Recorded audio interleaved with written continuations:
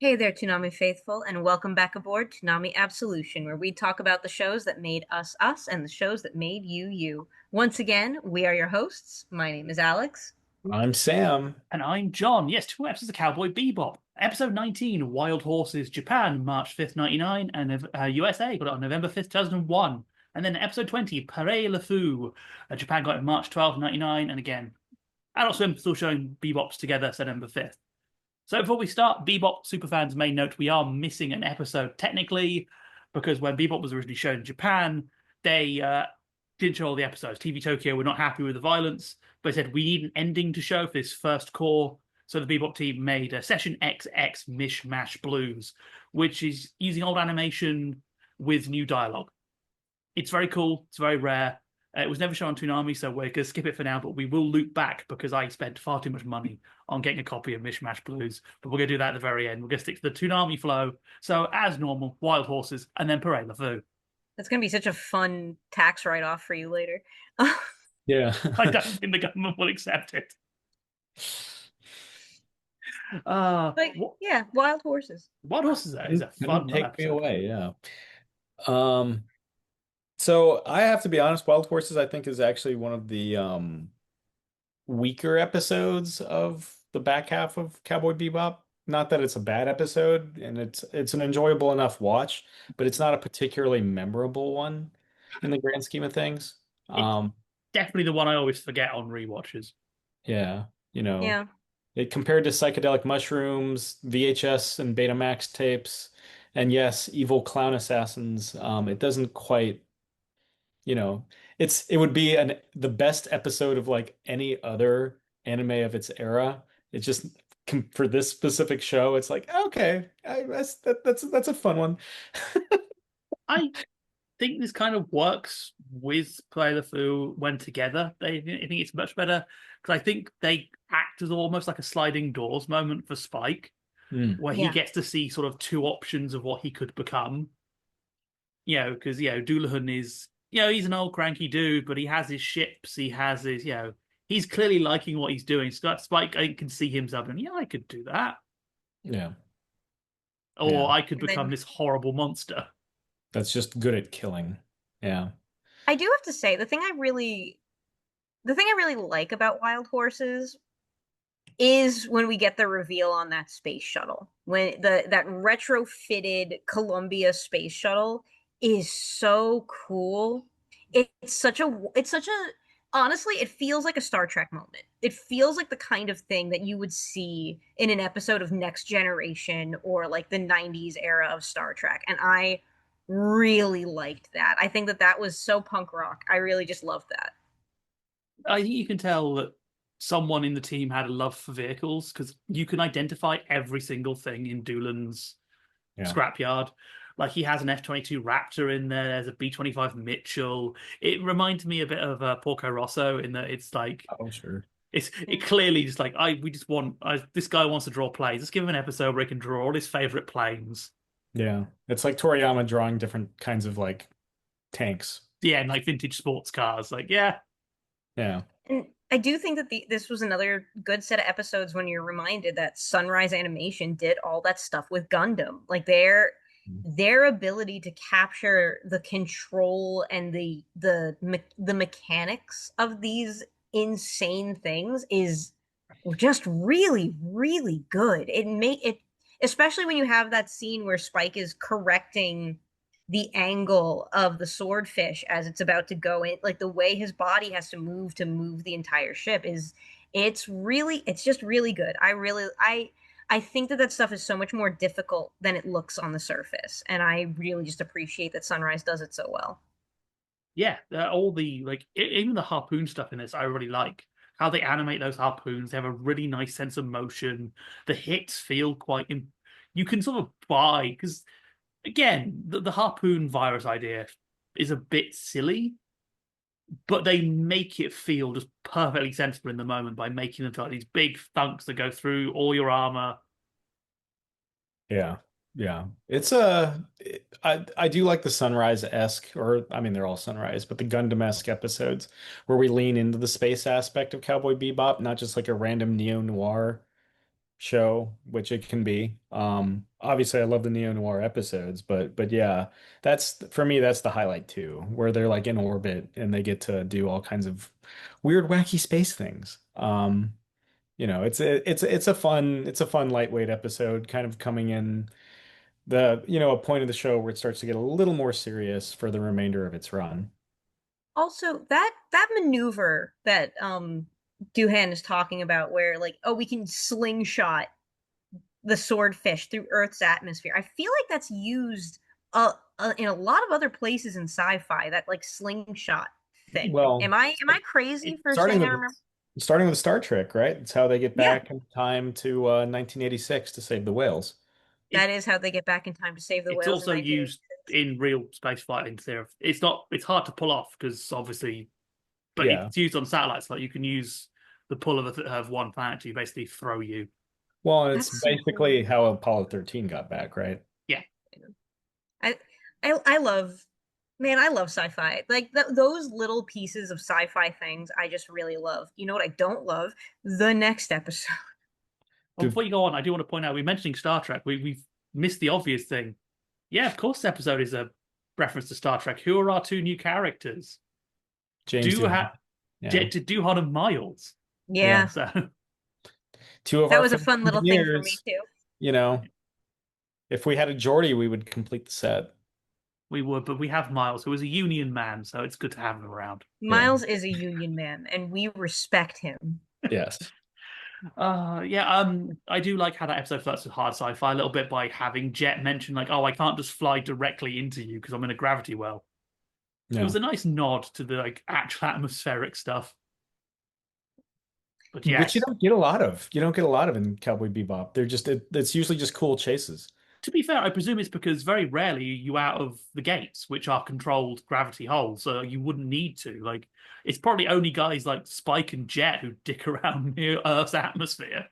I mean, Yeah. it's interesting to talk about like hard sci-fi in anime because you do, it is there. There is hard sci-fi in anime, but you don't get as much hard sci-fi as you would think for the medium. Yeah. What's the anime movie with or show with the space junk where Oh, they're was like it? in orbit and they get space junk Yeah, and it's Oh, it begins with C, doesn't it? probably yeah. Covantas. Oh, I know what you're talking about. I yeah. always get it confused with Space. The title's confused with the one of Space Brothers. Yeah. It's really that's the first one that comes to mind for me and um you could argue Magnetic Rose, but Magnetic Rose almost functions like more like a ghost story in space. Yeah. Um, I mean, you could yeah, kind of argue early Gundam, but like even that is can be a stretch. I've always yeah, presumed just because if you're going to the trouble of animating stuff, the inherent brilliance of animation is you can do anything with it and you're not bound by the laws of physics. If you're yeah. doing hard Also, sci, if you name a coalition the Principality of Xeon, it kind of um undercuts. that's a perfectly acceptable non-evil name. I I also think that hard sci-fi is a very difficult genre. Like there's a lot of hard sci-fi I really like, but it is a difficult genre to get people invested in. I read a lot of hard sci-fi and there is a lot. Yeah. It's a difficult genre. Oh yeah, it's also great because even the good stuff is very hard to recommend to people. Like here's 5,500 pages of people talking about maybe we can build a probe. Yeah. Yeah, It's driest stuff you'll ever read. Oh Awesome. no, but the funding has been cut. but when you're into it, you're into it. Like Oh, that's you are that's into it. I've been watching, this is a tangent, but that's what I do. Um, Across the course of like 3 nights, I've been watching the Disney Black Hole movie from like 1979 oh Oh, wow. or 78 or whatever. And it's just kind of like you kind of have to like build yourself to that because it's a slow film. It's like same thing with like Star Trek the Motion Picture. They're like, you're gonna enjoy the grandeur of space. I'm just like, okay. Yeah. I mean, both of those movies have an overture. How far up your own anus are you if you have an overture? you have an overture and Fair. Ernest Borgnine. What more do you want from life? And Roddy Noted McDowell. noted stamp collector Ernest Yeah, Borgnine. everybody loves Noted. Roddy McDowell. Oh my God, that's so real. Um, Ah, But yeah, speak so speaking of things we love, do we want to talk about our friend Perot? I just was really quick, I just want to point out, Sam, there were nicer ways to get back at me. Oh, yeah, yeah. Sure, I'm having sure. I'm having a lovely week. You two are traumatized. I'm like, you're like, I yay. have no I had no idea you were chorophobic before all this, so I enjoy. To be I fair, I didn't presume before doing a Toonami podcast that we'd have to do safety forms. Yeah. like I find clowns in their natural habitat terrifying. As we all know, clowns are apex predators and they can smell your fear. So this was the like all jokes aside, this the episode of Pierrot Le Fou is a fantastic horror short film. It is a great horror short film. I love when Cowboy Bebop makes these little short film episodes. It's fantastic for that. I will be having nightmares for the next week. It's I have a very soft spot for Pierrot Le Fou. It's one of my favorite episodes, but beyond that, it's the first episode of Cowboy Bebop I watched in its entirety. I remember watching it in high school and being like, "Oh my God, is the rest of the show like this?" The answer is not really, but but it's really good. It has a lot of the same themes going on, which I quite like. Certainly I feel not like this like hard horror, but yes. I feel like this episode looks different from the rest of the series. I feel like this is the one of the most visually distinct episodes, like the way they change up the lighting and the way that the certain things are animated. It looks very different. It Certainly does. with Perot himself, there's almost like a uncanny valley like softness and sheen to his face. Probably helped by the fact that his eyes are always open wide and he's always got a huge grin on. Yeah. But There's yeah, a this is where it started for me. It so starts with Pro. famously the rumor is this episode was inspired by Batman the animated series because clowns, but also Sunrise did work a bit on that Batman animated Yeah. series. They did a lot of support because this was back in the old days where anime studios used to work on American franchises because you can do all the work you wouldn't want to do and your audience won't know. Yeah. Same reason a lot of American companies to work in Japan because, like, yeah, no one will see. No one's ever going to see it. It's not going to be a way of communicating across the ocean. How silly Yeah, are that's you? never gonna happen. Heaven That's only in forbid. sci-fi. Yeah. South Korean animators on The Simpsons. Huh. Perish the thought. Like that it's interesting bringing that up about the Batman the Animated Series thing because I did think like that first segment where Perrault is gunning down all those guys. Yeah. I did think that it reminded me of the way that the Gray Ghost episode was animated, Sure. if you Yeah. recall it. Like because that tan and noir color palette during that whole sequence is so interesting to me, just as a choice. I really, really like it, and I can't get over the way it looks. This is a very visually arresting episode. A lot of good use of the color red for a lot of blood. Unfortunately, if you watch this on the original Toonami broadcast, you wouldn't get a lot of that color use because a lot of the blood was digitally removed. Uh, I would call them cowards, but I do kind of get it. There's a lot of. I There's always a lot. get. There's a lot of blood. That whole thing with the cat, like that, the color with the cat, and then but that one shot where it's like you see him and then you shoot back, and then like the way the corpses look Yeah. is horrifying. It's the Oh yeah. scariest this show ever is. There's some real mangling in this. Yeah. There is. I mean, I love how much it kind of like the montage of him becoming Perot is fantastic, right? Because it Oh, doesn't force feed it to you. You connect the dots, and Jet gives you enough exposition where you can connect the dots if you haven't already. So Um, Silent Hill. yeah, I also love, Spike just hanging out in like a billiards room before, he stumbles in on a hit and just becomes Perot's latest target, right? Because that's that's how why. it happens. He's not being targeted by I think if I remember correctly, that's something that in the Netflix show they made Perot somebody hires Perot to take out Spike, which completely for me undercuts the point, the terrifying nature of it that Spike just happens to stumble in on this and he's like, nobody can see me alive. I'm gonna email Faye to get to you. Um, it's yeah. Also, the in the Netflix show, the fight takes place in the daytime in the theme park. Can't have that. Mm-mm-mm. Got to fight at night. Yeah. Well, no. Um, yeah, I want to mention during the transformation sequence he has. It's a rare example of a cover again. It's a cover of "On the Run" by Pink Floyd, done by the Seatbelts. A Yes. Eh, very good cover. I prefer it to the original, which I know is probably sacrilege. Even as a Yeah. big fan of the Wall, I think I love how chaotic their version of "On the Run" is. it's so good. The Pink It's Floyd so one's good. the Pink Floyd one's technically impressive, but it's a bit too controlled, which doesn't really fit with what it's going for. Yeah. But yeah, no, such a good piece of music. Yeah. And there's a few interesting little bits of pop culture here because are you familiar with the Yellow Magic Orchestra? Um, no. Okay, well, they are one of the biggest rock bands in Japan. A lot of their songs were Yeah. covered. Unfortunately, they came in a bit too early, so some of their songs were covered by Clapton in the US. They Mm. never really got the flowers they deserved, but off their first album, they have the tracks Mad Perot and Tong Poo. Yeah. So this is a very specific nod to their. They said in Japan they're a very, very famous band. I recommend their first album. Very Yeah. good. But also, Pierrot Le Fou is also a film by Jean-Luc Godard. Very good little Yes, who expressionist did film. Bride Wore Black? Yeah. Yes, Oh no, that's Truffaut. Sorry. Truffaut. it's a Yeah, very, Francois Truffaut. My apologies. It's a very French forward episode. Spike is walking out of a bar called C'est la vie. Yes, yes. Which is Pierrot Le Fou. It's a very French forward episode. lots of yeah. lovely French. Also, we've talked a lot about Dragon Ball in our past, and Goku and the gang, when they visit West City, they go to a theme park based off of a popular Japanese theme park at the time, and Spike does too. It's basically where the showdown takes place. Yes, though this is more Disneyland than Nara. It does not Yeah. have the coaster that Nara has. It Yeah. it it is very clearly the Electric Light Parade that he gets trampled during. Yeah. Like, and that it's so interesting. The little Disney, like Donald Duck is very clearly there. Like you very clearly see Donald Duck in And Goofy. And Goofy. Goofy gets mangled, which is horrifying. I want to know if the Five Nights at Freddy's guy watched this episode and was like, no, no, no, I want to do this. Yeah.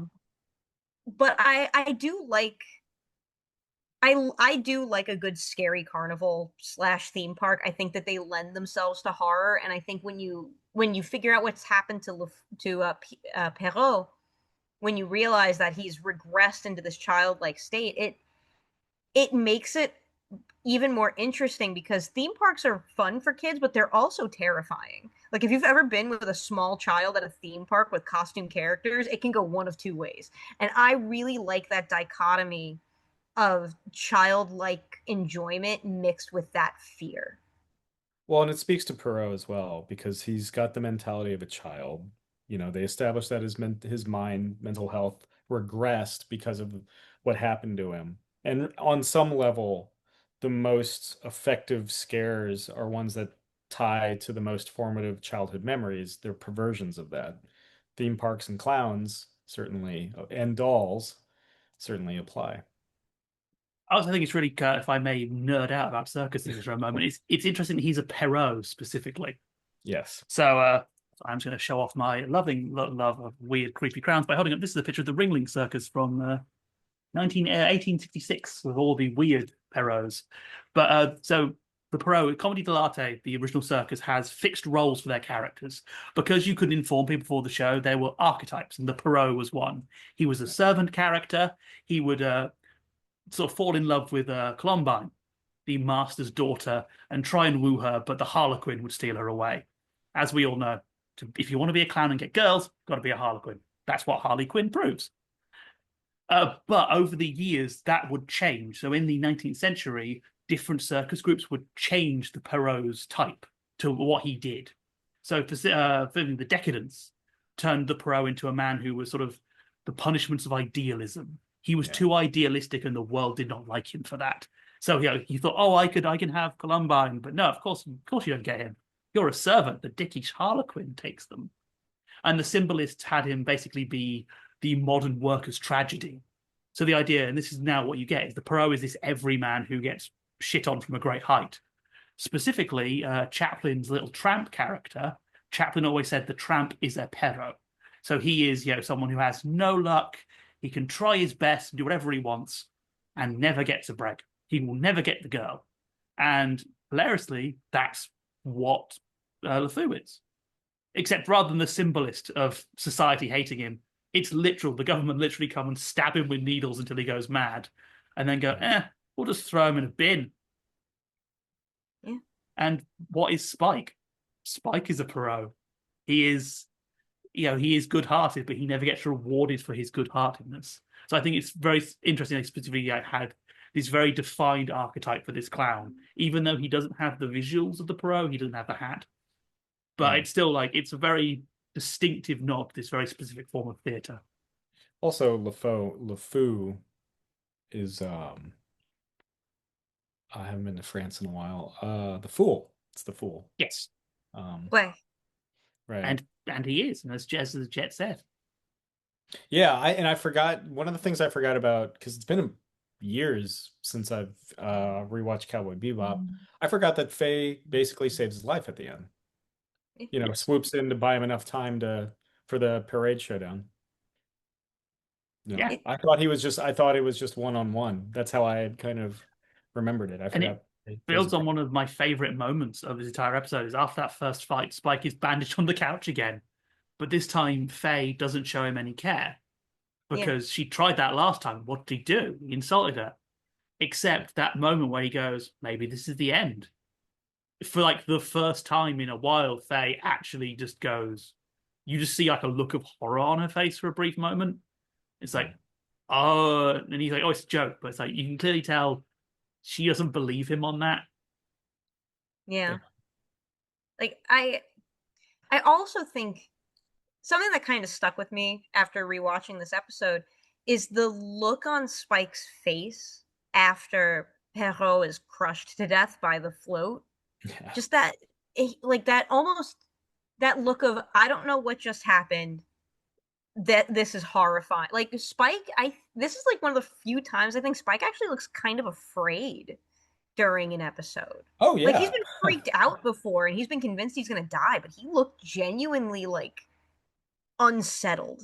Yeah, And I think that usually that's different. usually it's just like whatever happens, happens. This time he's like, what the hell is going on? And he kind of also has a bit of a moral moment because as we see with Spike, he even if yeah, as we saw with the blind woman, like if he sees someone suffering, even though he doesn't like doing it, he naturally tries to help them. I think in that moment, like he immediately gets Perot reclassified in his head. Perot goes from, oh, he's just another dude with a gun. It's another syndicate guy who's trying to shoot me, so I'll shoot him back to, oh, maybe I this guy didn't deserve what he just got. Well, and he's, I think to underscore that when he's got a guy literally crying for his mommy, like invisible pain. It's like, the victory is surviving, but it doesn't feel like a victory, does it? Yeah, like could he have like swooped in and saved him in that last moment? But then what do you do with this guy? Like Yeah. it's, Um, Spike can look after Edward just about, but he can't look after Perot. this is the one episode where I feel like Edward almost feels out of place. Like it's like, what the hell are you doing here?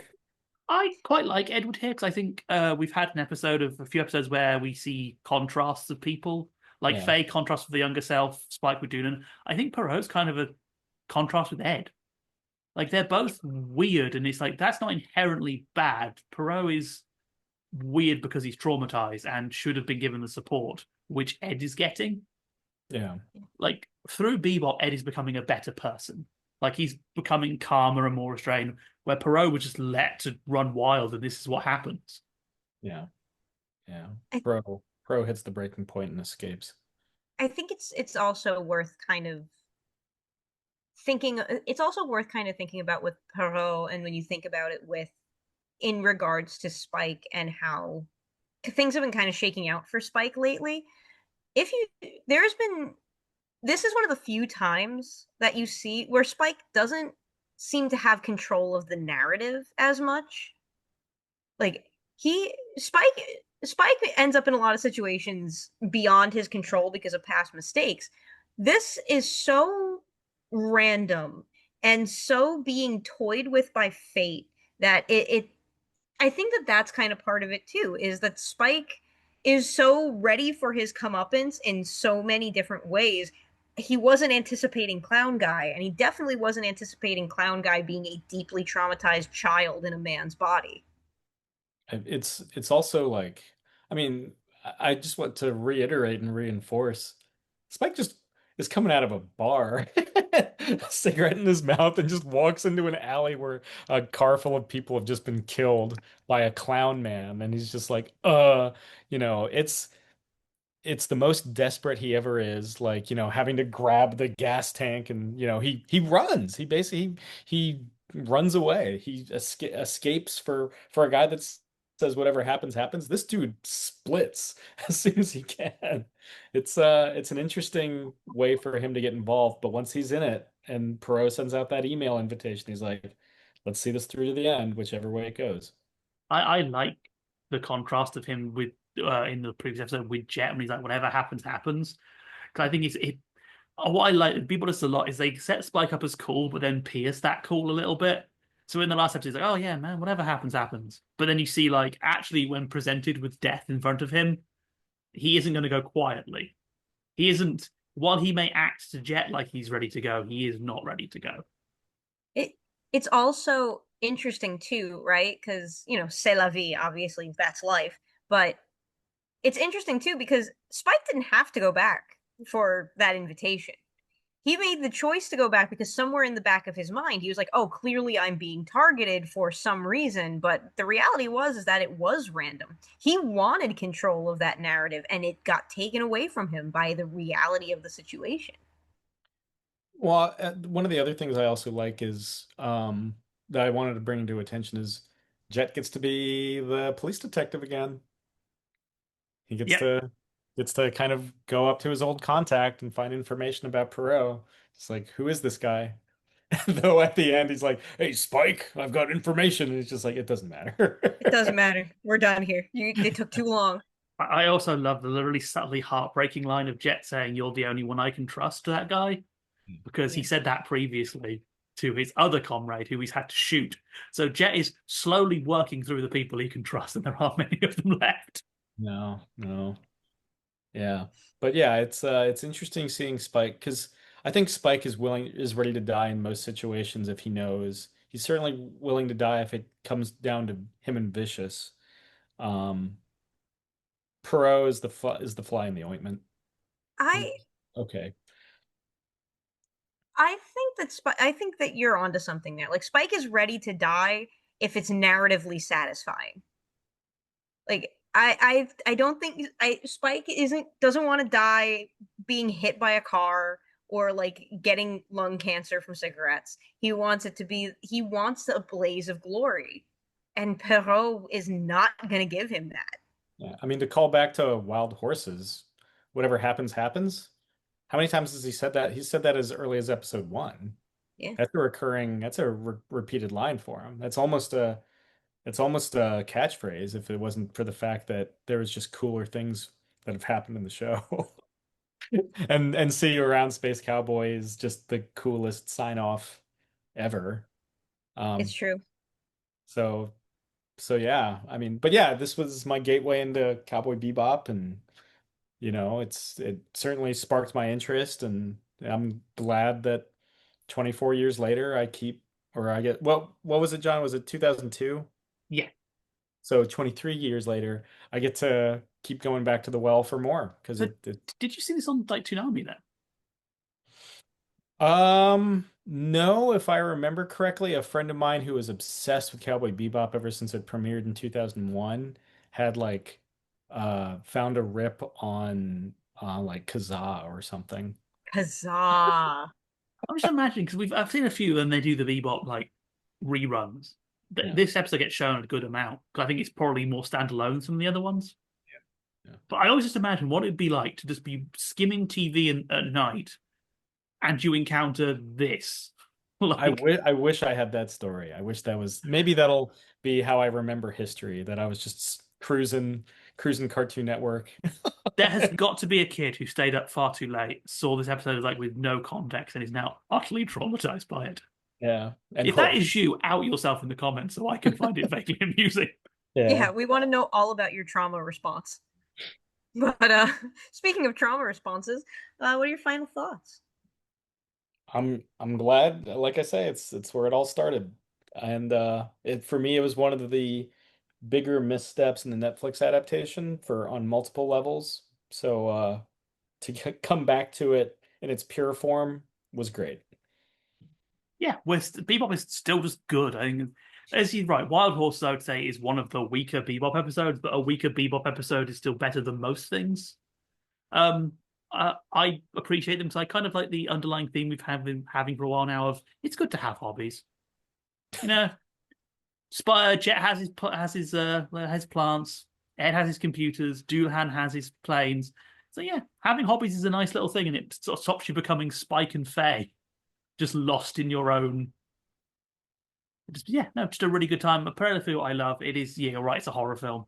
It's just an absolute gore-soaked mess, and it's so enjoyable because of that. I like horror. Horror is one of my favorite genres. I think that Pierrot Le Fou does a really good job of that. I like Wild Horses a lot because I like the harder sci-fi aspects of certain things. I and again that shuttlecraft is just so freaking cool. But yeah, Cowboy Bebop is fantastic. I'm really excited to be rewatching it with you guys and with you guys out there. But nous sommes arrivés notre destination finale. We have arrived at our final destination. That's right. It is time to disembark from Toonami Absolution. We want to thank you once again for joining us and talking about the shows that made us us and the shows that made vous vous. We have been your hosts. My name is Alyx. Moi, je m'appelle Sam. I don't know Quebecois. Sorry, I'm John. Bye. And we'll see you next time. Bang. On va voir Space Cowboy. Au revoir, Space Cowboy.